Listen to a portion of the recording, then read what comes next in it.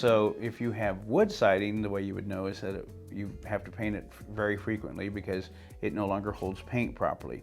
Or if you have wood siding, you could also say if the wood's rotting or warping or crumbling or falling off or having issues like that. I mean, it's pretty obvious on that. It's like, oh, my siding's in dire repair. And I mean, like, there's paint guys will come out and say, oh, we can fix this. No, we can touch up some wood rot repair and stuff like that. But I've heard of wood rot repair paint jobs costing almost as much as a siding job.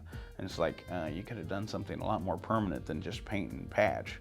So, I mean, it's pretty obvious we need to do that. On vinyl siding or steel siding, you can tell because it's so faded or it's so brittle or it's, you know, scratched up or beat up or dent up and things like that.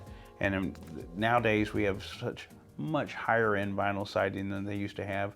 And then you have Hardie cement board, which is a great material in itself too.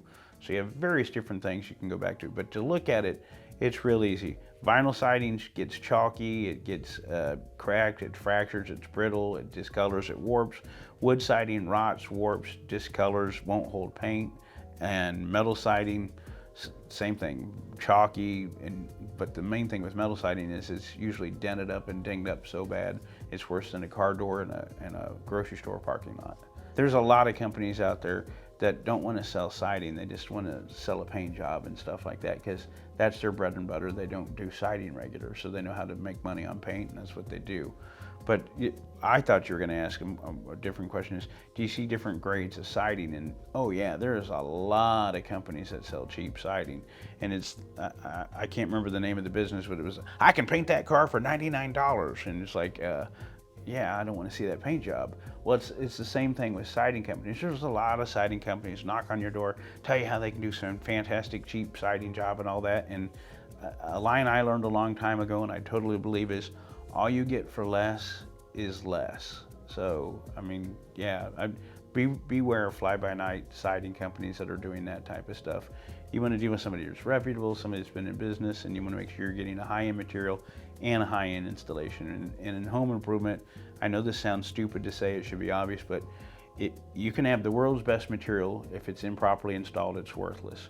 You can have the best installation, and if it's the wrong material, it's a problem. You have to have everything. You have to have the right material and the right installation, or it's not going to last and you're going to have problems.